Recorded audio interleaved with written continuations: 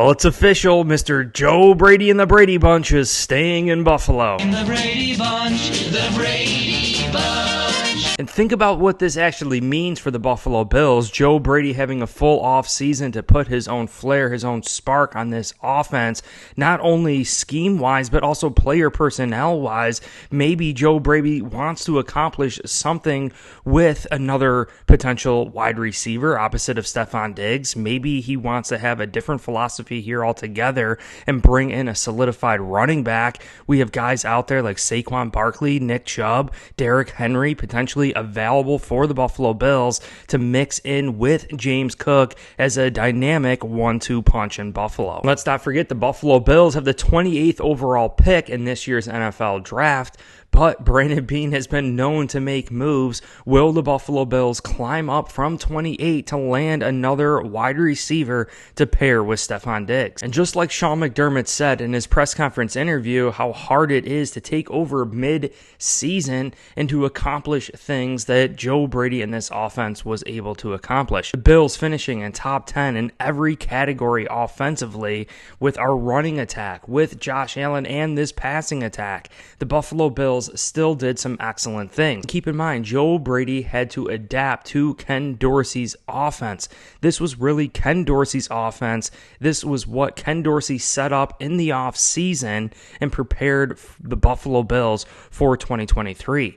Now, Joe Brady is going to have an opportunity to have a full entire offseason with this offense, knowing the players on this team for the past several seasons, knowing what he ultimately wants to accomplish, meaning that he could very well see the glaring hole on this offense to make this offense excel, whether that is another wide receiver, maybe that is a running back. And listening to the final press conference interviews from Sean McDermott and Brandon Beane knows that this is a quarterback-driven league, and even Sean McDermott stating that, yes, I am a defensive-minded coach, but my philosophy is to pass it. And I think that is what the philosophy is going to continue to be in 2024 under Joe Brady. The facts are we have found additional weapons to Stefon Diggs, but the fact is that they are still double covering Stefon Diggs.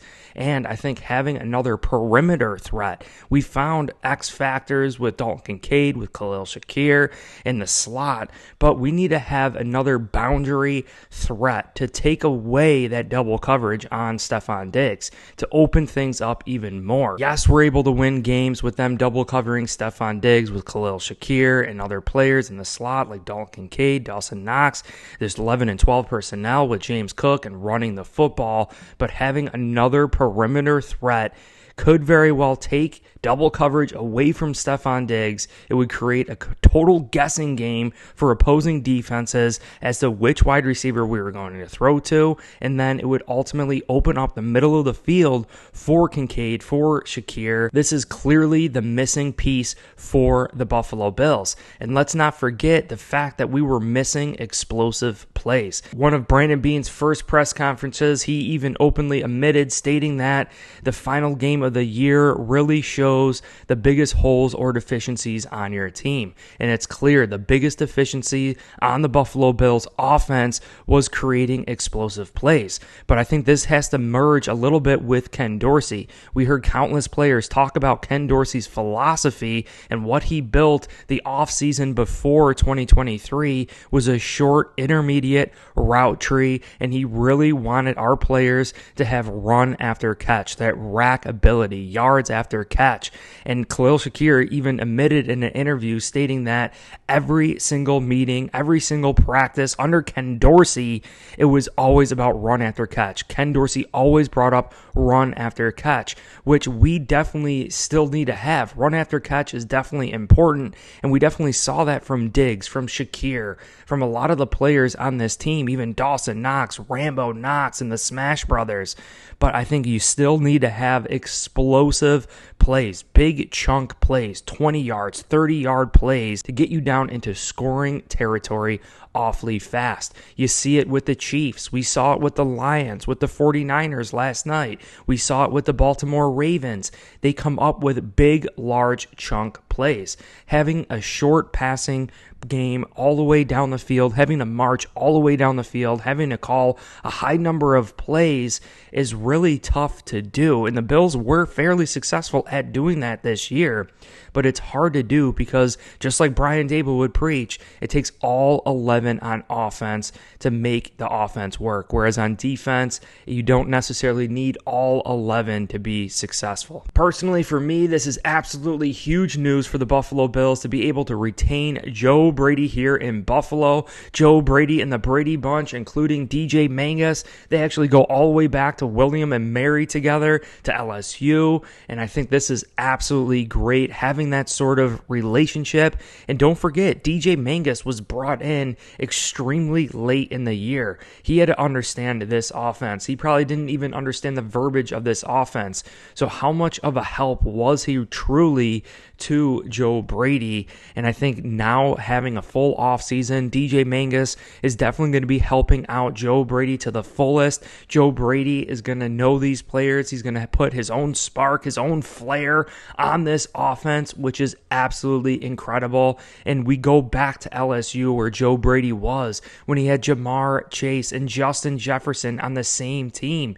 It just, all things are pointing to the fact that you need two dynamic wide receivers on a football team to tear things up. So I believe this will be Joe Brady's philosophy, and he will be preaching the need of an additional wide receiver, a dynamic wide receiver, not just a wide receiver that clears things out for other players on the team.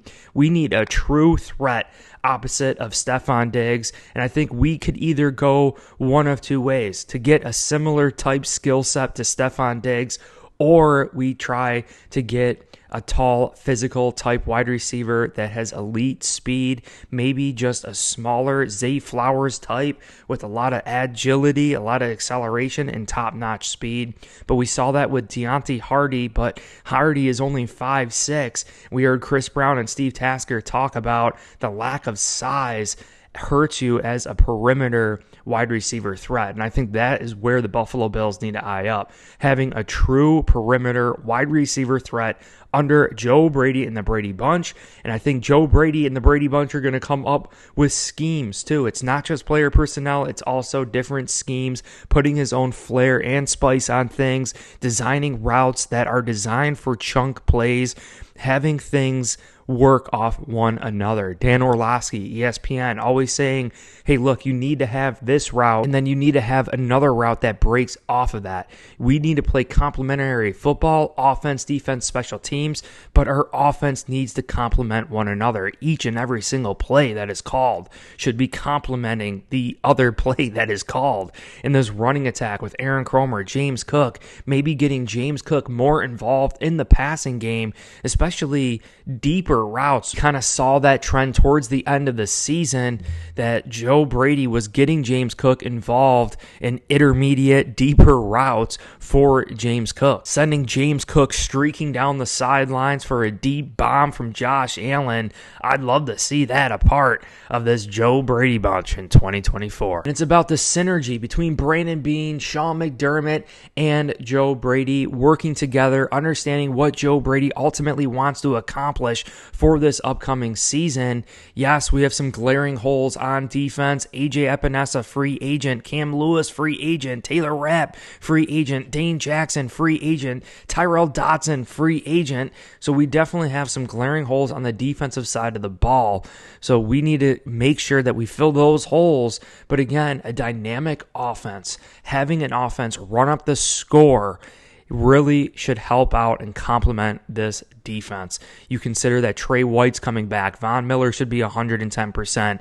Even Rasul Douglas, the new addition here. I love what is going on here for the Buffalo Bills in 2024. I appreciate you guys all so much. If you enjoyed this video and you want to support my efforts to keep creating videos for you guys, hit like, subscribe. 80% of my viewers are not subscribed, so just check it out. Make sure you're subscribed to the channel. Also, check the link in the description for the Buffalo Chicken Wing merch, links to course careers. You guys could get a 100% remote job with these online certificates. They're directly tied to employers that trust the graduates from this course.